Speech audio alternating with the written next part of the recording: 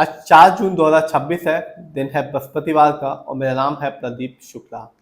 कल ही दिल्ली में एक अग्निकांड हुआ मालवीय नगर में, जिसमें 21 लोगों की जान चली गई।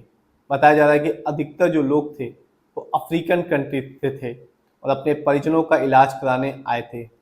होटल के बाजू में ही एक हॉस्पिटल है, मैक्स हॉस्पिटल।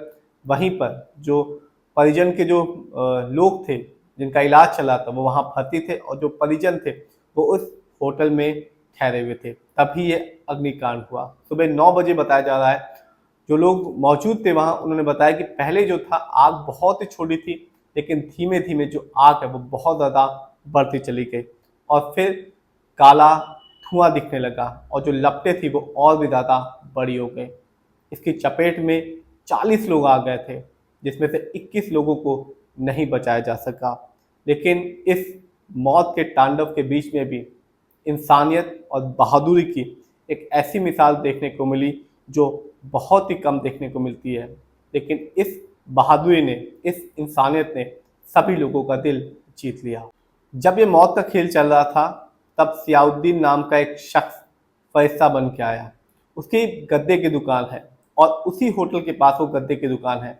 उसने कुछ भी नहीं देखा। उसने 2 लाख के जो गद्दे थे अपनी दुकान से निकाल कर फर्श पे, जहां होटल था और जहां से लोग कूद रहे थे खिड़की से, वहीं पर बिछा दिया, जिससे अधिक लोगों की जान बचाई जा सके और लोगों को चोट लगने से भी बचाया जा सके। जो वहाँ लोग मौजूद थे उन्होंने बताया कि जो आग थी वो सबसे पहले पहली मंजिल में लगी। इसके बाद जो लोग थे वो खिड़की से कूदने लगे। इसके बाद आग दूसरी मंजिल में पहुंची और वहाँ से भी लोग कूदने लगे और फिर तीसरी मंजिल में, और वहाँ से भी कूदने लगे लोग। इसको देखते हुए जो सियाउद्दीन थे उन्होंने कहा कि उन्होंने अपने दुकान से सारे गद्दे लेके आए और ज़मीन पे जहाँ लोग कूद रहे थे वहाँ बिछा दिया, जिससे लोगों को कम गंभीर चोट लगे और उनकी ज़िंदगी बच जाए।